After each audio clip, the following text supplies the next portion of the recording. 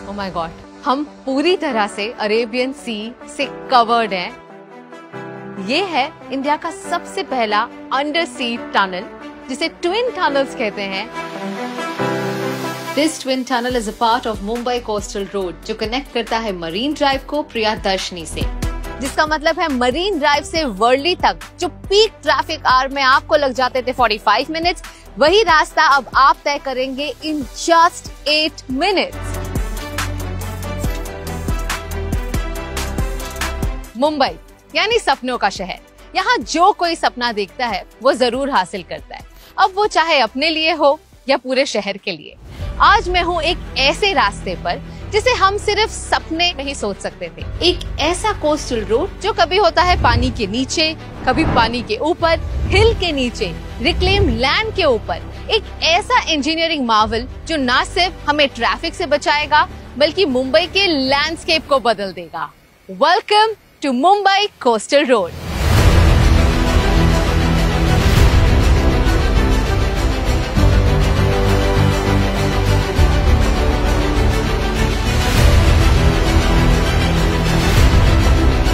Well, not just that, this has India's first ever sea tunnel.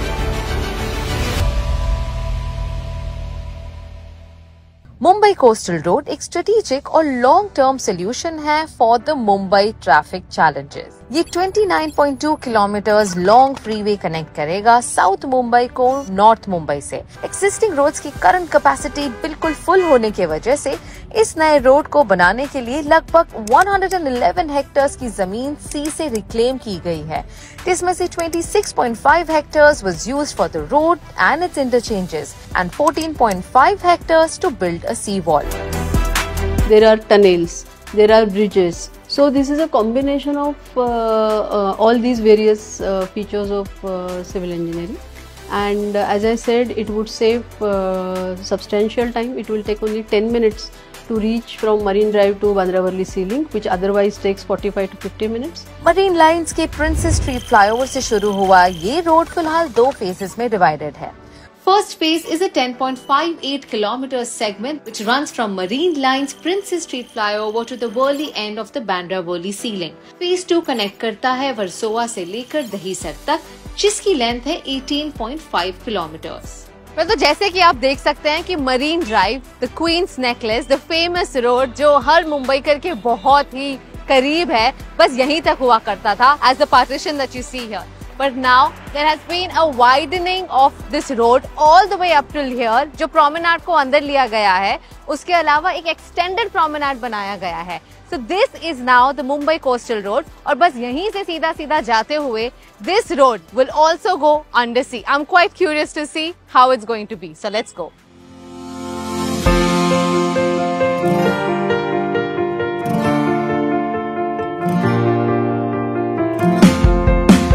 Twin tunnel यानी समंदर के नीचे से होते हुए ये भारत का सबसे पहला अंडर सी रोड टनल है जो 2 वे बनाया गया है। एक मरीन लाइन रैंप से प्रियदर्शनी की तरफ और दूसरा प्रियदर्शनी से मरीन लाइंस की तरफ। कुछ फॉरेन कंट्रीज जैसे जापान, ऑस्ट्रेलिया या फ्रांस में ये काफी कॉमन है, बट इंडिया में ये इंजीनियरिंग मार्वल पहली बार बन रहा है। इनफैक्ट इससे बनाने के लिए यूज किया गया है the largest tunnel boring machine. ये दोनों टनल्स को एक दूसरे के साथ इंटरलॉक करता है and a hyperbolic cord has been fixed to avoid entry of water.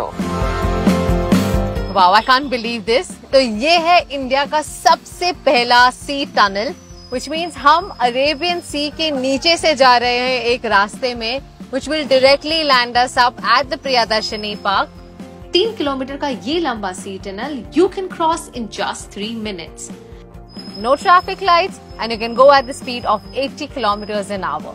Tunnels के अंदर सकार्डो वेंटिलेशन सिस्टम इंस्टॉल किए गए हैं, जिससे कांस्टेंट वेंटिलेशन हमेशा बना रहेगा। ये टनल पार्शियली अंडर सी और पार्शियली अंडर हिल है, and as of now we are literally 70 meters below the hanging garden at Malabar Hills. Each tunnel is about 3 lane. The entire tunnel comes with about 6 cross passages. 4 है pedestrians के लिए और 2 है vehicles के लिए, and this is for any kind of emergencies.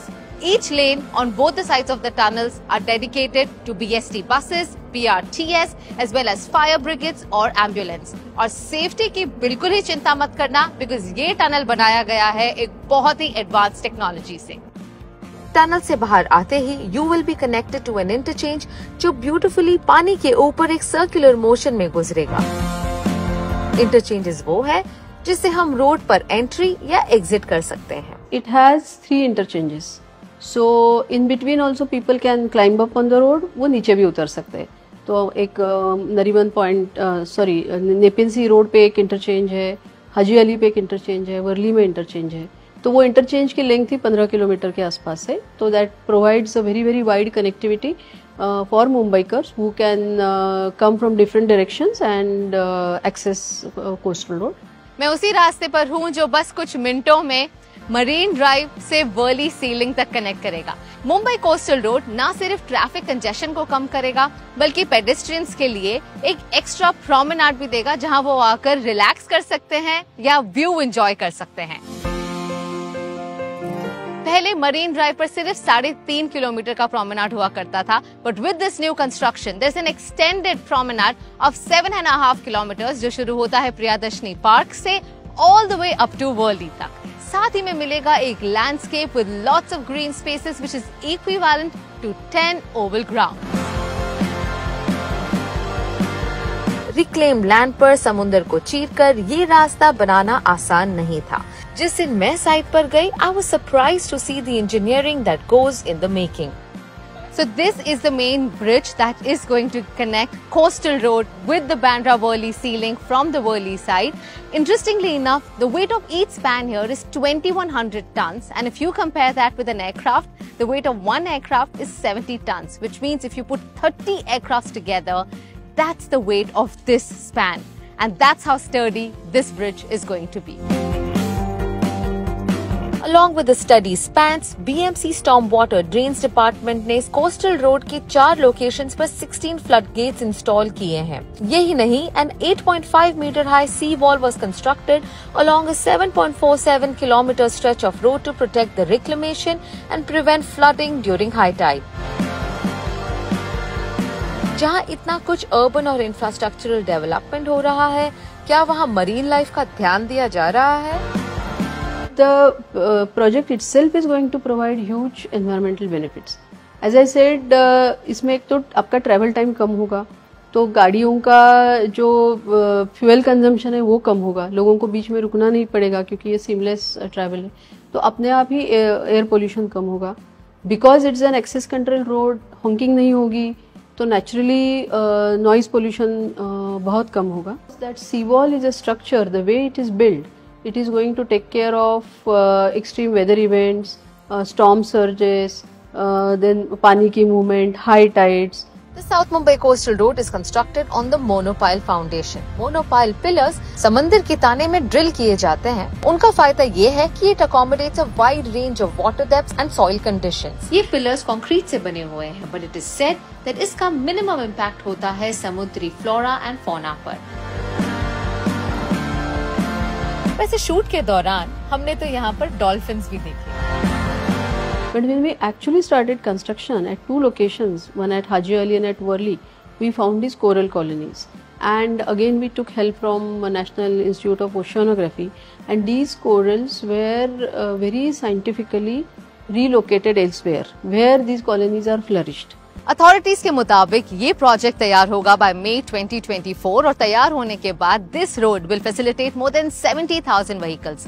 Car की speed limit होगी about 80 kilometres an hour, and more interestingly इस रोड पर ना कोई ट्रैफिक लाइट होगा, ना कोई सिग्नल होगा. एक सीमलेस जर्नी होगी from marine drive all the way up to Worli, and in the next phases all the way up to Virar. The road from Bindu Madhav Thackeray Chowk, Worli to Islam Gymkhana near Marine Drive is going to be launched by February 2nd week. And the good news is that there are no toll charges. The all-new Mumbai Coastal Road is going to cut down on your travel time by more than 70%. मतलब आप अब घर जल्दी पहुंच सकते हैं. गर्व होता है ये जानकर that the future of travel is going to be so advanced. If the future of road travel is going to look like this, I can't wait to fast forward life and experience all these amazing facilities and amenities. If you too want to travel around India with me, remember to subscribe to Curly Tales. Until then, it's me, Kamya Jani, signing off.